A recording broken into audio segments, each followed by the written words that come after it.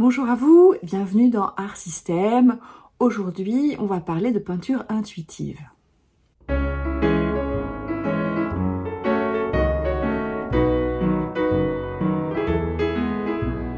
Alors, vous l'avez peut-être écouté, le dernier épisode du podcast que j'anime avec Sabina Pinzan au cœur de l'art.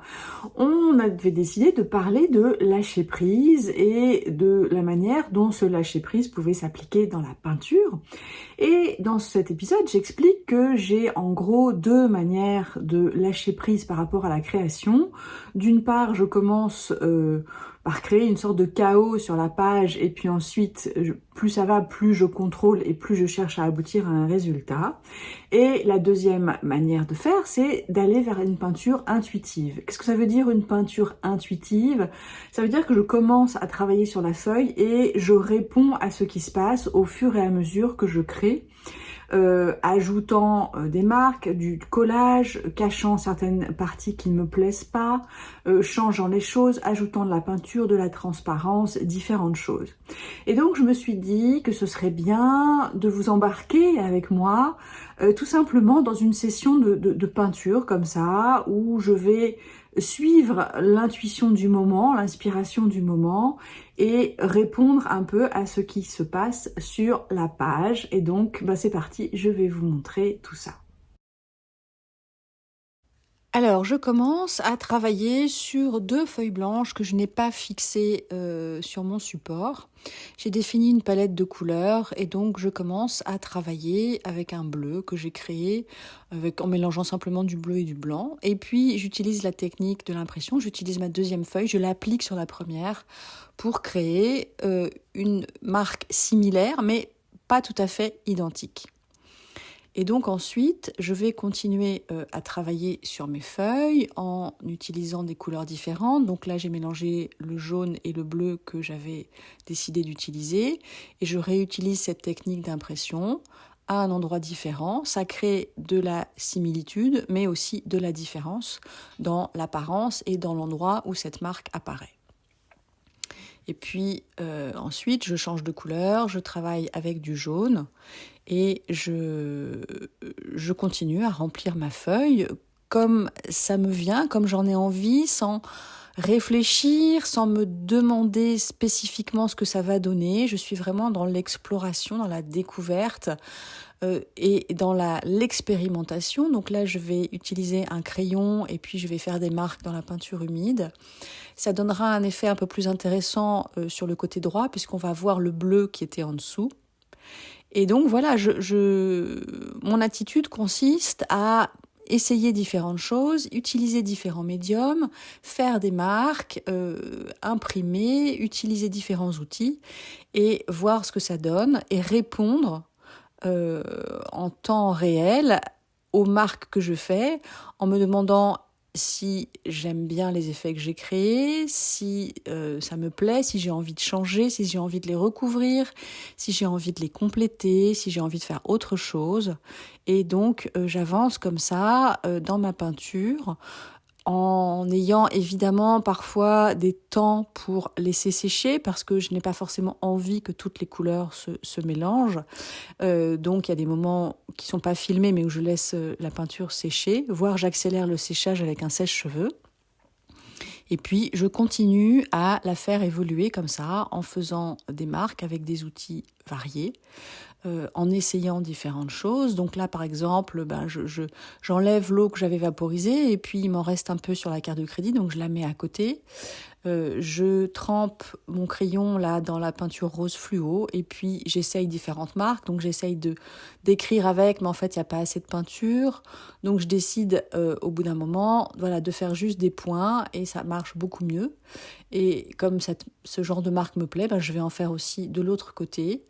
Et voilà, j'avance comme ça, tranquillement, en évaluant au fur et à mesure si ça me convient ou pas.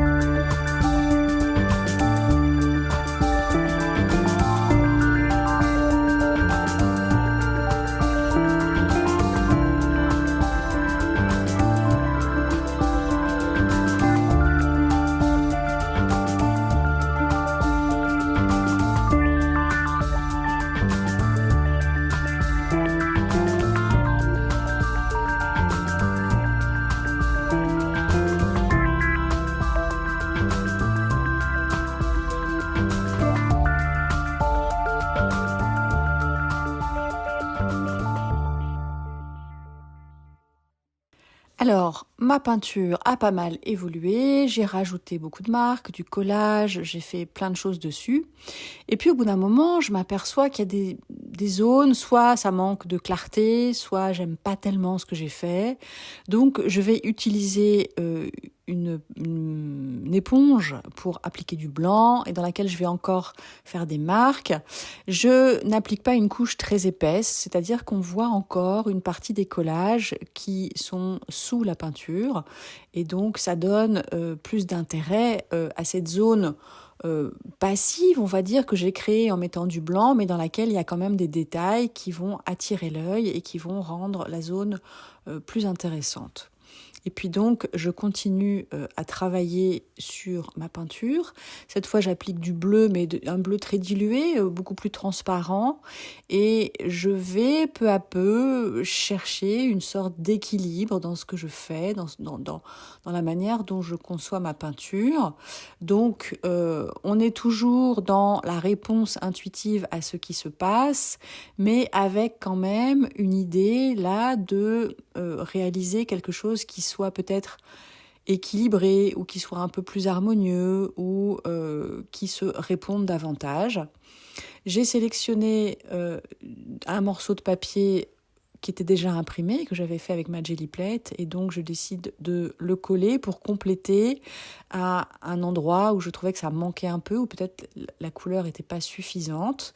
Et puis ce faisant, comme je laisse du blanc, ça donne aussi un peu plus d'intérêt à ma page. Et puis toujours dans cette idée de créer deux pages qui se répondent l'une l'autre, je vais coller le même type de papier de l'autre côté, mais dans un sens différent. Et donc ça permet toujours d'être dans cette idée de cohérence entre les deux. Vous voyez, j'essaye différentes choses, je retourne mes peintures pour mieux évaluer la manière dont je les vois. J'utilise toujours cette technique d'impression. Ce sera un peu comme un fil rouge tout au long de cette création, d'utiliser cette technique, de placer une feuille où la peinture est encore humide sur l'autre pour décalquer en quelque sorte une partie de la peinture que j'applique. Là, je décide de faire une marque d'un bleu plus clair. Et je vais ensuite voir un peu ce que ça donne, évaluer, est-ce que j'ai envie d'en mettre ailleurs? Donc sur le haut, oui, j'en rajoute un petit peu, j'essaye d'équilibrer. Je ne sais pas si j'y parviens, mais en tout cas j'essaye. Toujours des marques aussi dans la peinture humide pour faire réapparaître ce qui était en dessous. Et puis le blanc me paraissant un peu trop blanc, je rajoute un peu de bleu pâle sur cette partie-là. Et donc là, on arrive un peu au bout de mon essai de peinture intuitive. Donc je vais rajouter quelques marques pour unifier certaines zones. Je vais rajouter des choses et puis peu à peu, mes deux peintures arrivent vers leur complétion. Peut-être qu'à la toute fin, je rajouterai quand ce sera sec quelques détails, mais en gros, j'arrive un peu au bout de ma session de peinture. Donc vous le voyez, la peinture intuitive, c'est ça, c'est répondre à ce qui se passe au fur et à mesure que l'on crée sur la page, sans savoir vers quoi on a envie d'aller, sans avoir un résultat en tête. On s'arrête quand on estime qu'on est arrivé au bout, peut-être que c'est achevé, peut-être pas, peut-être qu'on laisse les choses en suspens et qu'on y reviendra plus tard ou pas, peut-être qu'on arrive à un résultat qui nous plaît ou pas, et dans ces cas-là, on va peut-être réutiliser la peinture autrement, la découper, garder seulement une partie qu'on aime bien. Voilà. Ce que je vous conseille de faire, c'est de mettre vos peintures dans un cadre une fois que vous les avez terminées avec un passe-partout autour. Ça permet de prendre du recul par rapport à ce que vous avez fait, parce que quelquefois quand on est dans l'instant, quand on vient de terminer sa création, on n'a pas un regard très distancié par rapport à ce qu'on a fait. Il se peut qu'on n'aime pas du tout le résultat auquel on est arrivé. Alors que si on regardait la peinture d'une autre manière quelques jours plus tard, on apprécierait davantage. Donc moi, pour éviter de prendre des décisions trop vite et des décisions irrémédiables, J'ai décidé maintenant d'utiliser cette technique et de mettre mes peintures dans les cadres. Alors là, les cadres que j'utilise sont... le passe-partout est un peu petit par rapport à la taille de la peinture, on ne voit pas tout. Mais ça permet quand même de prendre une certaine distance par rapport à ce que j'ai fait et de me dire, bon, est-ce que je trouve que ça fonctionne ou pas? Est-ce que cette peinture est intéressante ou non? Est-ce que j'ai envie de la garder? Est-ce que j'ai envie de l'utiliser autrement? Et donc, je vous recommande vraiment de faire ça. Ça va vous permettre d'exercer votre œil aussi, de mettre le cadre peut-être à distance, sur une étagère, de regarder de loin. Et ça permet de voir l'équilibre des formes, des masses, des couleurs et de voir ce qu'il faudrait peut-être changer ou faire autrement la prochaine fois. Voilà donc pour cette séance de peinture intuitive. J'espère que ça vous donnera envie d'essayer. C'est une approche que certains artistes font systématiquement, c'est-à-dire qu'ils ne font que de la peinture de manière intuitive. Il y en a d'autres pour qui c'est plus une approche qui change. On ne fait pas tout le temps la même chose et moi je me range plutôt dans cette catégorie-là. Je ne fais pas toujours ça, mais je trouve que c'est un bon exercice pour être dans l'instant présent, pour être vraiment concentré sur le processus créatif et puis pour se laisser la liberté d'avancer comme on a envie. J'aurais très bien pu dessiner des choses beaucoup plus figuratives. J'aurais pu vraiment faire autre chose et peut-être que si je recommence ce genre de session dans 15 jours, le résultat sera totalement différent parce que je serai partie avec des couleurs différentes, des outils différents et un état d'esprit différent. Avant de vous quitter, je vous rappelle que je vous propose bientôt 2 ateliers. Le 22 novembre de 14 h à 16 h, on va créer ensemble de petits cadeaux de Noël avec des peintures que vous aurez déjà. Ce ne sera pas une session pendant laquelle on va peindre, on va utiliser tout ce que vous pourrez avoir accumulé comme peinture ratée, comme petits bouts qui vous restent de différents découpages, différents papiers que vous avez, et on va créer différents objets que vous pourrez offrir à vos proches et à vos amis pour Noël. Et le 6 décembre à 19 h 30, on abordera la manière de peindre en confiance. On va parler de confiance en soi, de comment l'acquérir, comment la récupérer si on l'a perdue et comment ça peut se traduire dans notre manière de peindre. Qu'est-ce qu'on peut mettre en place pour avoir une démarche artistique et créative où on se sent bien dans ses baskets, où on se sent sûr de soi, où on sait où on va. Et même si on ne sait pas où on va, en tout cas, on est confiant dans ses capacités et dans ses possibilités. Donc, si ces 2 ateliers vous intéressent, je vous invite à suivre le lien qui figure dans la description de cette vidéo et grâce à ce lien, vous pourrez vous inscrire à l'un ou l'autre des ateliers ou les 2 si les sujets vous intéressent. Et si vous ne l'avez pas encore écouté, eh bien je vous invite à aller sur votre plateforme de podcast préférée et écouter le dernier épisode d'Au cœur de l'art sur le lâcher prise. Je vous dis à très bientôt, au revoir.